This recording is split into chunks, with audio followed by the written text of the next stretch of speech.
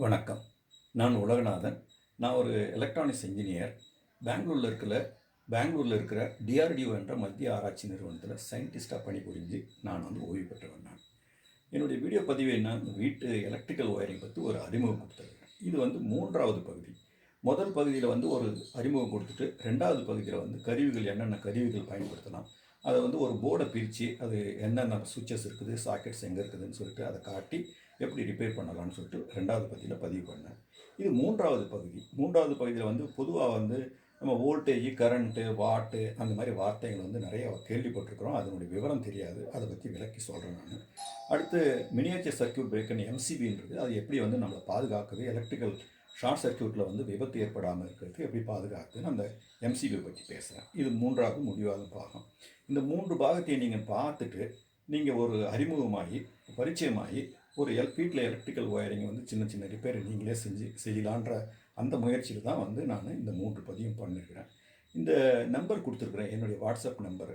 உங்களுக்கு சந்தேகம் இருந்ததுனாக்கா இதை நீங்கள் அந்த வாட்ஸ்அப் நம்பருக்கு ஒரு மெசேஜ் அனுப்பிச்சிங்கனாக்கா நான் அந்த சந்தேகத்தை நிவர்த்தி பண்ணுறேன். வாங்க உள்ளுக்குள்ளே விவரத்தை பார்க்கலாம். நம்ம வீட்டுகளில் 2 ஒயர் ஓடுதுன்னு பார்த்தோம்.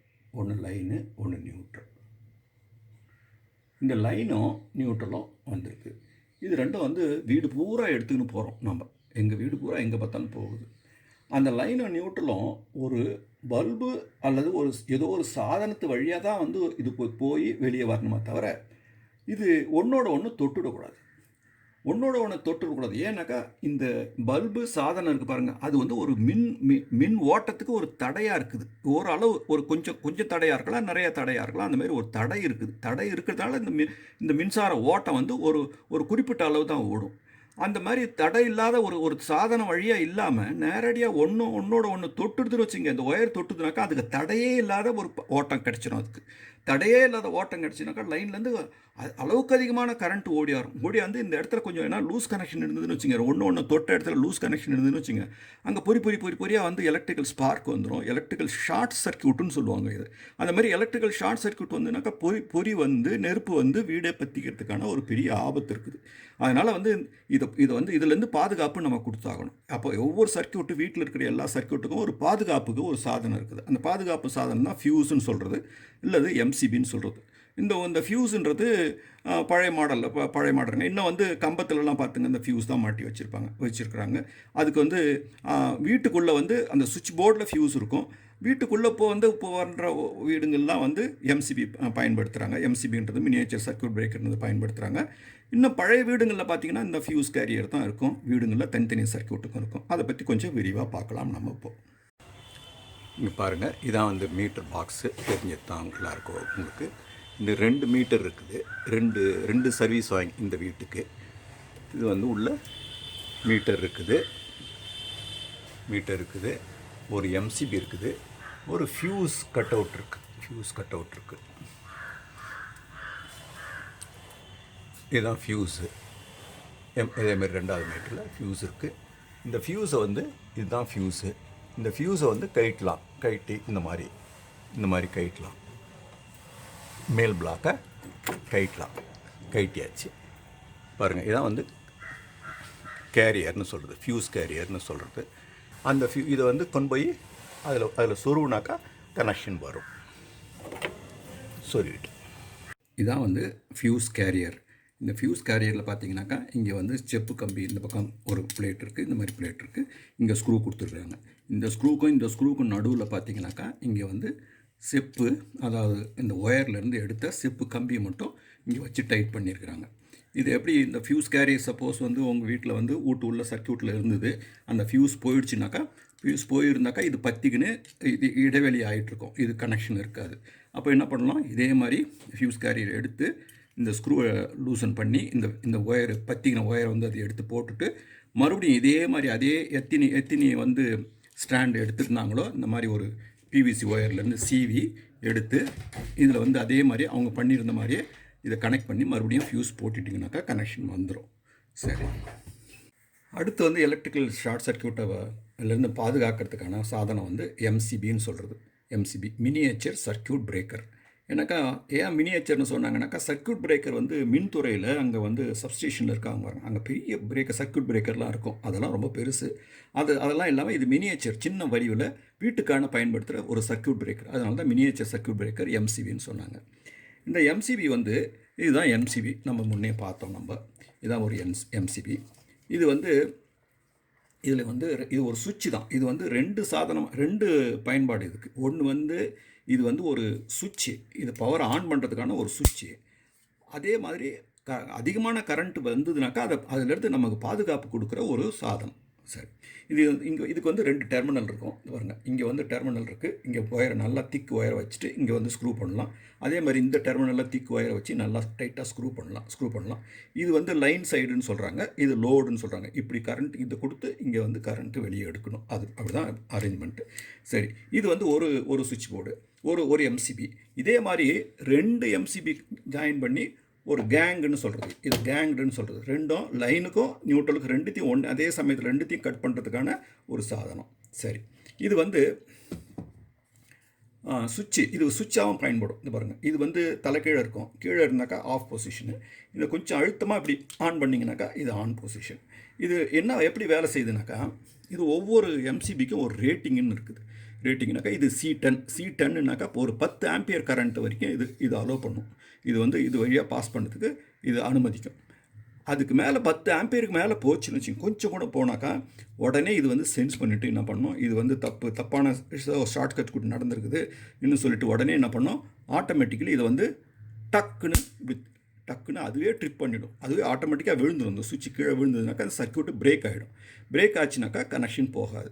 அப்போ எங்கன்னா ஷார்ட் சர்க்யூட்டு ஒரு சர்க்யூட்டில் வந்து நம்ம இதை பயன்படுத்தியிருந்தோம்.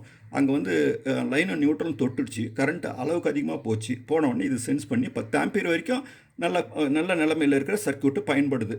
அதுக்கு மேலே ஏதோ ஷார்ட் சர்க்யூட்டு ஏதோ தப்பான நேரத்தில் அதிகமான கரண்ட் ஓடிச்சுனாக்கா இது சென்ஸ் பண்ணி உடனே டக்குன்னு ட்ரிப் ஆகி நம்மளை ப்ரொடெக்ட் பண்ணிடும். சர்க்யூட்டை ப்ரொடெக்ட் பண்ணிடுச்சு, நம்ம வீட்டையும் ப்ரொடெக்ட் பண்ணிடுச்சு. இது வந்து C10. இது வந்து 10 ஆம்பியர் கரண்ட்டு தான் கரண்ட்டை கொடுக்கும், கரண்ட்டை அனுமதிக்கும். இது வந்து C16. இது 16 ஆம்பியர் வரைக்கும் கொடுக்கும். அந்த மாதிரி வந்து விதவிதமான சர்க்யூட் பிரேக்கர்ஸ் வருது. C6ல் ஆரம்பிச்சு C6, C10, C16, C32, C64ன்னு சொல்லிட்டு இந்த மாதிரி விதவிதமான ரேட்டிங்கில் வருது. இது வீட்டுக்கேன ஒரு மெயின் சுவிட்சில் வந்து C32 இருக்கலாம். ஒரு ஹீட்டர் சர்க்யூட்டில் பாத்ரூமில் இருக்கிற இதுக்கு வந்து ஒரு C16 போட்டுருக்கலாம். அல்லது கொஞ்சம் டிவி, ஃப்ரிட்ஜு அந்த மாதிரிலாம் சர்க்யூட் இருந்ததுனாக்கா ஒரு C10 போட்டிருக்கலாம். வெறும் லைட்டிங் லோடு மட்டும் இருக்குதுன்னு வச்சுங்க, லைட்டிங் லோடெல்லாம் ரொம்ப கம்மியான கரண்ட்டு தான் எடுத்துக்கும். அதுக்காக வந்து ஒரு 10-20 பல்பு சேர்ந்த ஒரு சர்க்யூட்டுக்கு வந்து C6 பயன்படுத்தியிருப்பாங்க. இந்த மாதிரி விதவிதமான பண்ணிட்டாங்க. இந்த மாதிரி எம்சிபி பயன்படுத்துறதுனுடைய என்ன ஒரு பெரிய அட்வான்டேஜ் என்ன வந்து ஒரு சௌரியம்னாக்கா, இந்த ஃபியூஸ் கேரியர் இருக்குது பாருங்கள். இந்த ஃபியூஸ் கேரியர் எடுத்து அது ஏன்னா போயிடுதுனாக்கா யாருன்னா நம்ம மாற்ற முடியாது. யாரோ வந்து பார்க்கணும், அந்த ஒயரை மாற்றணும். அதுவும் கரெக்டான ரேட்டிங், எவ்வளோ கரண்ட்டுக்கு எத்தனை ஸ்டாண்டு போடணும்னு தெரியாது. ஏதோ ஒரு குத்து மதிப்பாக தான் போடுவாங்களே தவிர அது அவ்வளோ பாதுகாப்பு இல்லை. அதனால் இப்போ இந்த எம்சிபி இதுதான் வந்து ரொம்ப பாதுகாப்பான ஒரு சாதனம். இது வந்துடுச்சு. பெரும்பாலான வீடுகளில் இப்போ எம்சிபி இருக்குது. சரி, ஒரு வீட்டில் வந்து ஒரு 3 சர்க்யூட்டாக பிரித்து வச்சுருக்குறாங்கன்னு வச்சுங்க. இது ஒரு தரைதளத்தில் இருக்கிற ஒரு சர்க்யூட்டு. ஒரு 10 பல்பு இருக்கலாம், ஒரு டிவி இருக்கலாம், ஏதோ இருக்கலாம். இது 2வது மாடியில் இருக்கிற சர்க்யூட்டு. இது வந்து நல்லா ஹெவியாக வந்து வாட்டர் ஹீட்ரு, ஒரு மோட்டரு, அந்த மாதிரி ஏன்னா ஒரு ஹெவியான சர்க்யூட்டாக இருக்கலாம். இதுக்கு வந்து தனித்தனிக்கும் ஒரு எம்சிபி போடுவோன்னு முதல் பாகத்தில் பார்த்தோம். இங்கே ஒரு எம்சிபி இருக்குது, இங்கே ஒரு எம்சிபி இருக்குது. இந்த எம்சிபி வழியாக தான் இந்த சர்க்யூட்டு கொடுத்துருப்பாங்க. இந்த ஒரு சர்க்யூட் வந்து எந்த அளவுக்கு கரண்ட்டை எடுத்துக்குதுன்னு சொல்லிட்டு எப்படி வந்து கணக்கிடுறது, எல்லாம் ஒயர் பண்ணி வச்சுருவாங்க. அந்த கான்ட்ராக்டரும் அந்த எலக்ட்ரீஷியனும் எல்லாம் பார்த்து ஒயர் பண்ணி நல்லா நீட்டாக வச்சுருப்பாங்க. நமக்கு புரியறதுக்காக என்னன்னு பார்க்கலாம், இந்த சர்க்யூட்டில் வந்து எவ்வளோ கரண்ட்டு செலவாகுதுன்னு சொல்லிட்டு. சரி, இது வரைக்கும் நம்ம என்ன பண்ணிடுறோம், ஒரு வோல்டேஜ்னு பேசுகிறோம், கரண்ட்டுன்னு பேசுகிறோம். அப்போது வோல்டேஜ்னா என்ன, கரண்ட்டுன்னா ஒரு கன்ஃபியூஷன் இருக்குது.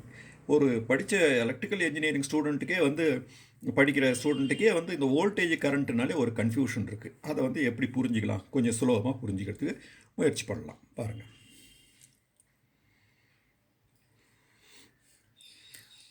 வோல்டேஜ் என்ன, கரண்ட் என்னென்ன, இது எப்படி சுலபமாக புரியணும். வோல்டேஜ்ன்றது அந்த மின்சாரத்தினுடைய அளவு, அதாவது எவ்வளோ உயரத்தில் இருக்குது அந்த அந்த அந்த வோல்டேஜ்ன்றது. கரண்ட்டுன்றது ஓட்டத்தை குறிக்குது. கரண்ட் வந்து மின்சாரம் எந்த அளவுக்கு ஓடுதுன்றது, சர்க்யூட்டில் ஓடுதுன்றது கரண்ட்டு. இந்த கரண்ட்டுன்ற இங்கிலீஷ் வார்த்தைக்கே அர்த்தம் என்னங்க?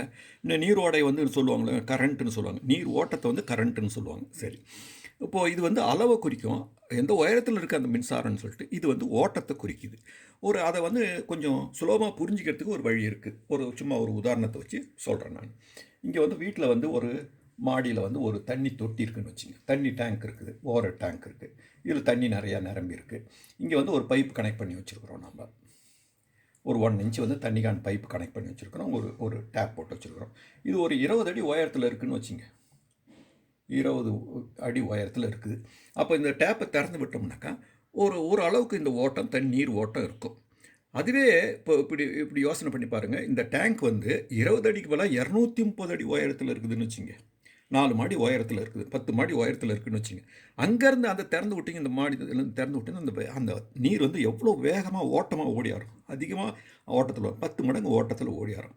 அப்போது அந்த ஓட்டத்தை வந்து கரண்ட்டுன்னு சொல்லலாம். எந்த அளவில் இருக்குது இந்த டேங்க்கு? 20 அடியில் இருக்குதா, 230 அடியில் இருக்குதா? அதை குறிக்கிறது வந்து இந்த வோல்டேஜ்னு சொல்லலாம். அதுதான் வோல்டேஜ்னாக்கா அதனுடைய அளவு எவ்வளோ உயரத்துலேருந்து எவ்வளோ வீரியமாக இருக்குது. அதுவே வந்து இப்போ வீட்டுகளில் சொல்கிறது வந்து 230ன்னு சொன்னேன். அதே வந்து இந்த டிஸ்ட்ரிபியூஷன் டிரான்ஸ்ஃபார்மருக்குள்ளே வர்றது வந்து 11,000 கிலோவாட்டுன்னு சொன்னேன். அதுவே வந்து நகரத்தில் இங்கே ஜென்ரேஷன்லேருந்து நகரத்துக்கு கொண்டாடுறாங்க பாருங்க, அது 110 கிலோவோல்ட் கூட இருக்கலாம், 110 கிலோவோல்ட், அந்த அளவுக்கு அதிகமாக இருக்கலாம். அப்போ அந்த அளவில் வர்ற வோல்டேஜ், அந்த வோல்டேஜை அது அளவை குறிக்குது. கரண்ட் வந்து ஓட்டத்தை குறிக்குது. சரி, இன்னொரு வார்த்தையை பற்றி நான் வந்து இப்போ வந்து விளக்கணும். இது வந்து இன்னொன்று வந்து வாட்டேஜ்னு சொல்கிறேன். இந்த வார்த்தையை பற்றி தெரிஞ்சிடும். இது என்னது வாட்டேஜ்னு என்ன? வாட்டேஜ் என்னது? அந்த மின் சக்தி எந்த அளவுக்கு ஒரு சாதனத்தில் விரயமாகுது, அது எந்த அளவுக்கு சக்தி எடுத்துக்குது, அது என்னது தான் வாட்டேஜ்னு சொல்கிறது. அதை பற்றி கொஞ்சம் பார்க்கலாம். இந்த வோல்டேஜ்னு சொல்கிறாங்க இல்லையா, அந்த வோல்டேஜினுடைய எதை வச்சு அதை மெஷர் பண்ணுறாங்க? வோல்ட்டில் வச்சு மெஷர் பண்ணுறாங்க. வோல்ட், வின்னு சொல்கிறாங்க. இந்த கரண்ட்டை எப்படி மெஷர் பண்ணுறாங்க? ஆம்பியர்னு மெஷர் பண்ணுறாங்க. இத்தனை ஆம்பியர் ஓடுதுன்னு சொல்லுவாங்க, ஏன்னு சொல்லுவாங்க. வாட்டேஜ் வந்து அதுக்கு வாட்டேஜுக்கு வந்து அளவு வந்து எப்படி மெஷர் பண்ணுறாங்க? வாட், டபிள்யூன்னு சொல்கிறாங்க. சரி, இந்த வோல்ட்டு, ஆம்பியர், வாட், அதை பற்றி இன்னும் கொஞ்சம் விரிவாக பார்க்கலாம். நம்ம ஒரு பல்பு எடுத்துங்க. அந்த பல்புகளை வந்து எவ்வளோ கரண்ட் ஓடுதுன்னு சொல்லிட்டு சொல்ல மாட்டாங்க, வாட்டேஜ் எவ்வளோன்னு சொல்லுவாங்க. இது வந்து போட்டிருக்கிறாங்க பாருங்கள். இது உங்களுக்கு தெரியுதா தெரியல, 0.5 வாட், அதாவது அரை வாட், அரை 0.5 டபிள்யூன்னு போட்டுக்கிறாங்க. அரை வாட், அதாவது இந்த பல்பு வந்து அரை வாட் தான் எடுத்துக்குது. 0.5 வாட். இதே வந்து இந்த மாதிரி ஒரு எல்இடி பல்பு வந்து ஒரு 9 வாட் எடுத்துக்குதுன்னு போட்டிருக்கிறாங்க. 9 வாட். இது ஒரு டியூப் லைட் வந்து 20 வாட் இருக்கலாம். ஒரு ஃபேன் வந்து ஒரு 60லேருந்து ஒரு 100 வாட் இருக்கலாம். 100 வாட் இருக்கலாம். ஒரு ஃப்ரிட்ஜ் வந்து ஒரு 250 வாட் இருக்கலாம். ஒரு வாட்டர் ஹீட்டருக்கு பாருங்கள், பாத்ரூமில் இருக்கிற வாட்டர், அது வந்து 3000 வாட். அம்மாடி, 3000 வாட்.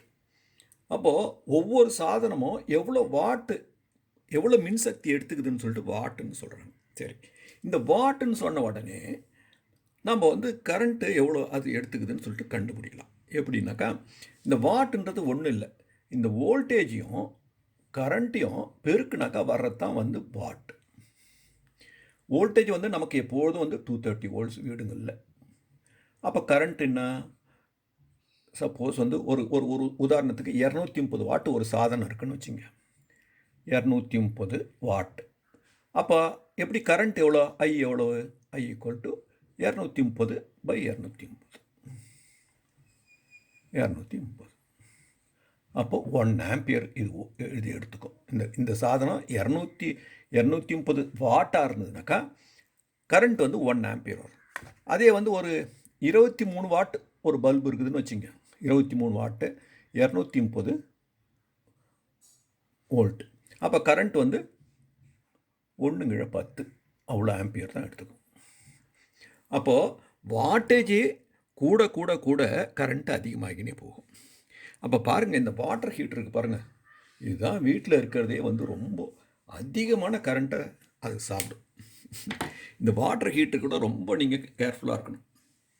இது ஒரு பல்பு சிஎஃப்எல் பல்பு வந்து 10 வாட்டுன்னு வச்சுங்க. 10 வாட்டு இது எவ்வளோ 10 வாட்னாக்கா 300 மடங்கு இது அதிகம் கரண்ட் எடுத்துக்குது. ஒரு சிஎஃப்எல் பல்பு 10 வாட்டு எரிய ஓடுதுனாக்கா இது இந்த கரண்ட்டு இந்த வாட்டர் ஹீட்டர் வந்து நீங்கள் ஆன் பண்ணிட்டு பாத்ரூமில் ஆன் பண்ணோன்னா புஷ்ன்னு அப்படி அப்படி இழுத்துக்கும் சாப்பிடும். அதனால் ரொம்ப கேர்ஃபுல்லாக இருக்கணும் இந்த வாட்டர் ஹீட்டரை நீங்கள் பயன்படுத்துறது. அது வந்து தெர்மோஸ்டாட் இருக்கும், அந்த தெர்மோஸ்டாட்டை வச்சு கண்ட்ரோல் பண்ணணும். நீங்கள் கண்ட்ரோல் பண்ணி தேவையான அளவு வாட்டர் தான் ஹீட் பண்ணணும். ரொம்ப அளவுக்கு அதிகமாக சூடெல்லாம் வைக்கக்கூடாது. மினிமம்னு வைக்கிங்க. எவ்வளோ அளவு சூடு வேணுமோ அந்த சூட்டு தான் நீங்கள் வந்து அந்த வாட்டர் ஹீட்டரில் அந்த தெர்மோஸ்டாட்டை கண்ட்ரோல் வச்சு கொஞ்சம் குறைச்சினே வந்து எந்த அளவுக்கு இந்த சூடு வந்து போதும் எனக்குன்னு சொல்லிட்டு வைக்கணும். அளவுக்கு அதிகமாக சூடு வைக்கக்கூடாது. ரொம்ப கரண்ட்டை செலவு பண்ணணும். ஒரு 10 நிமிஷம் வந்து ஆன் பண்ணாலே போதும். ஒருத்தவங்க ஒரு பக்கெட் தண்ணி போதும், சுடு தண்ணி ஒருத்தவங்க குளிக்கிறதுக்கு. அப்போ வந்து நீங்கள் ஆன் பண்ணி சுவிட்சை ஆன் பண்ணிவிட்டு நல்லா வந்து ரொம்ப ஹை டெம்பரேச்சரில் வச்சிங்கன்னா அது அரை மணி நேரம் 3/4 மணி நேரம் கூட ஆனில் இருக்கும். ஆனில் இருந்துன்னா கரண்ட் அப்படி வாரின்னு போயிடும். அதனால் ரொம்ப கேர்ஃபுல்லாக ஒருத்தவங்க குளிக்க போகிறீங்களா ஆன் பண்ணுங்கள். ஆன் பண்ணி குளித்து முடித்த உடனே வேலை முடிஞ்சுதா அடுத்த நிமிஷம் அந்த வந்து சுவிட்சை ஆஃப் பண்ணிடணும். அதை அலோவ் பண்ணக்கூடாது.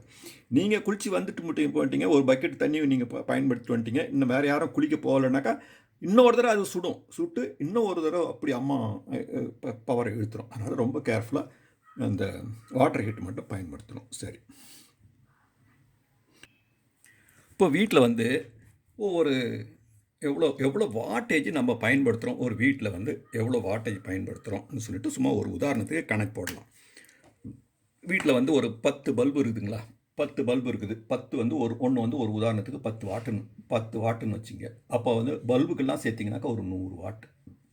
சரி, 5 ஃபேன் இருக்குதா, 5 ஃபேனு ஒரு 60 வாட்டுன்னு வச்சுக்கலாம். அப்போ 300 வாட்டு. ஃபேனுங்கள்லாம் சேர்த்தாக்கா 300 வாட்டு எடுத்துக்கும். ஒரு ஃப்ரிட்ஜ் இருக்குதா, போட்டுக்கலாம், ஒரு 250 வாட்டுன்னு போட்டுக்கலாம் ஃப்ரிட்ஜுக்கு. ஒரு மிக்சி இருக்குதா, மிக்சிக்கு வந்து ஒரு 200 வாட்டுன்னு போட்டுக்கலாம். ஒரு டிவிக்கு வந்து ஒரு 100 வாட்டுன்னு போட்டுக்கலாம். ஒரு ஹீட்டர் இருக்குதா, நம்ம ஹீட்டர் சர்க்கியூட் பாத்ரூமில் வந்து வாட்டர் ஹீட்டர் இருக்கு இல்லையா, அது 3000 வாட். 2000 3000, அதிகபட்சம் 3000ன்னு வச்சுக்கலாம். நம்ம இன்னும் கொஞ்சம் வேறு சர்க்கியூட்லாம் இருக்குதுன்னு வச்சுங்க, அது ஒரு 500 வாட்டுன்னு போட்டுக்கலாம். எல்லாம் கூட்டினீங்கன்னாக்கா ஒரு 4200 வாட்டு இந்த வீடு பூரா வந்து நம்ம பயன்படுத்துகிறோம். சரி, இந்த 4200 வாட்டு இதை வந்து நான் ஒரு ஈஸியாக பெருக்கிறதுக்கு வந்து ஈஸியாக வந்து 4600 வாட் வந்து நம்ம வீடு பூரா வேணும்னு வச்சுங்க. நமக்கு வோல்டேஜ் எவ்வளோ, 230 வோல்ட். அப்போ கரண்ட் எவ்வளோ அதிகபட்ச கரண்ட்டு நம்ம இழுப்போம், இது வந்து 20 ஆம்பியர் இழுப்போம். நம்ம அதிகபட்சமாக நம்ம வீட்டில் வந்து 20 ஆம்பியர் இழுப்போம். நமக்கு எலக்ட்ரிக்கல் சர்வீஸ் வாங்கும்போது அவங்க வந்து கான்ட்ராக்டர் எலக்ட்ரிஷியன்லாம் என்ன பண்ணியிருப்பாங்க, நம்ம வந்து அப்ளை பண்ணியிருப்பாங்க, மின்துறைக்கு அப்ளை பண்ணியிருப்பாங்க. இது வந்து இந்த வீட்டுக்கு வந்து 20 ஆம்பியர் ஓணுனாக்கா அவங்க வந்து வாங்கியிருப்பாங்க. லோடுன்னு சொல்லுவாங்க. லோடுன்னு சொல்லுவாங்க. 20 ஆம்பியர் லோடுக்கு அவங்க வாங்கியிருப்பாங்க. வாங்கியிருந்தால் அவங்க என்ன பண்ணுவாங்க, அந்த கம்பத்தில் இருக்குது இல்லைங்களா, கம்பத்தில் இருக்கிற அந்த ஃபியூஸில் என்ன பண்ணியிருப்பாங்க, ஒரு 20 ஆம்பியர்னால் கொஞ்சம் எக்ஸ்ட்ராவாக ஒரு 25லேருந்து ஒரு 30 ஆம்பியர் நாம் வந்து இந்த லைன் வழியாக இழுக்கலான்னு சொல்லிட்டு அவங்க அலோவ் பண்ணி அதுக்கு தகுந்த மாதிரி இந்த ஃபியூஸு போட்டிருப்பாங்க. ஒரு 30 ஆம்பியர்னா இப்போ வந்து அப்படி வச்சுக்கலாம், அசீம் பண்ணிக்கலாம். ஒரு 30 ஆம்பியருக்கு ட்ராப் பண்ணுறதுக்கு இந்த ஃபியூஸ் கேரியர் வச்சுருக்குறாங்க. இப்போ வந்திருக்காங்க, நம்ம வீட்டில் பயன்படுத்துகிறோம்.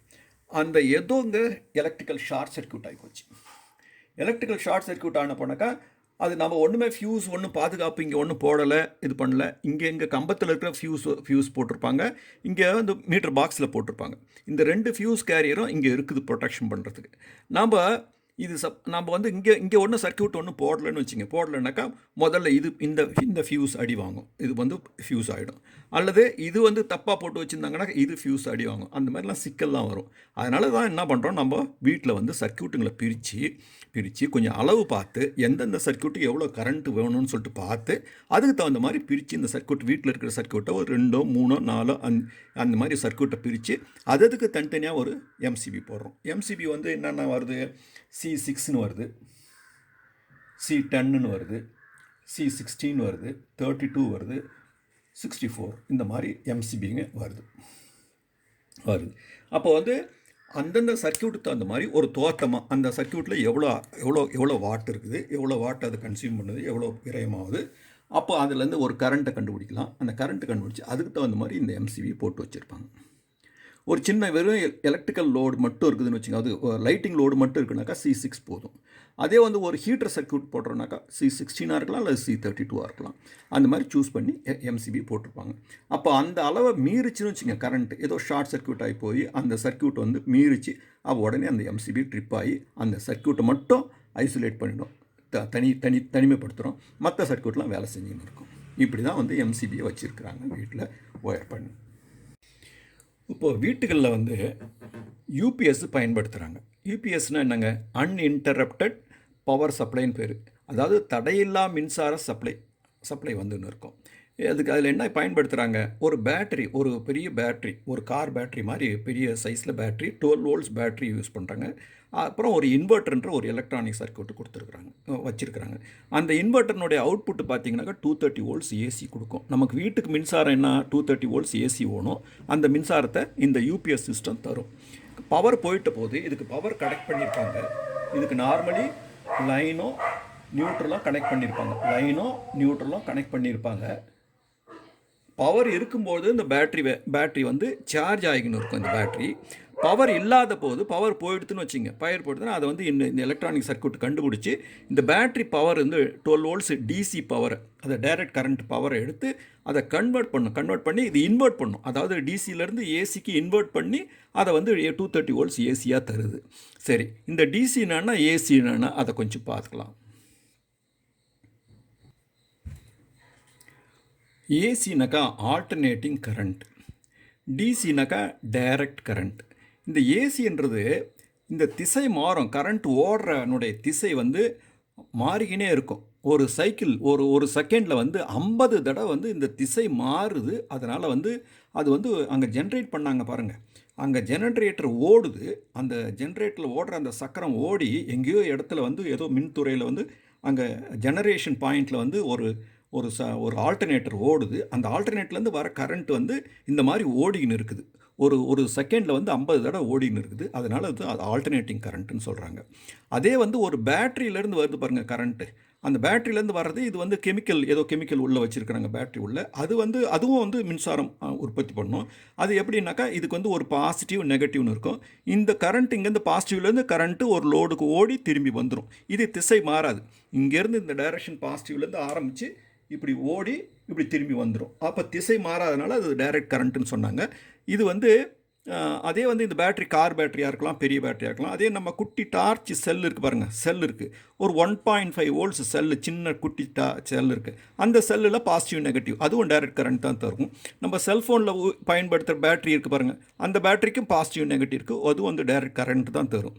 சரி, இந்த நமக்கு வேண்டியது, ஆனால் வீட்டுக்கு மின்சாரத்துக்கு தேவை வேண்டியது வந்து ஆல்டர்னேட்டிங் கரண்ட்டு 230 வோல்ட்ஸில் ஓடும். ஆனால் என்கிட்ட வந்து பேட்டரி வந்து 12 வோல்ட்ஸ் தான் இருக்குது. அந்த 12 வோல்ட்ஸ் ஒரு இன்வெர்ட்டர் சொன்ன பாருங்கள், அந்த இன்வெர்ட்டர் கொடுத்ததும் அந்த 12 வோல்ட்ஸ் பவரை எடுத்து அந்த இன்வெர்ட்டர் என்ன பண்ணுது, அதை வந்து ஏசி ஆக்குது, ஆல்டர்னேட்டிங் திசை மாறுற கரண்ட்டாக மாற்றுது. அதை வந்து நல்லா பூஸ்ட் பண்ணுது, நல்லா பெருசாக்குது, 230 வோல்ட்ஸுக்கு பெருசு பண்ணி நமக்கு கொடுக்குது. அதை வந்து நம்ம வீட்டில் பயன்படுத்திக்கிறோம் அந்த மின்சாரத்தை.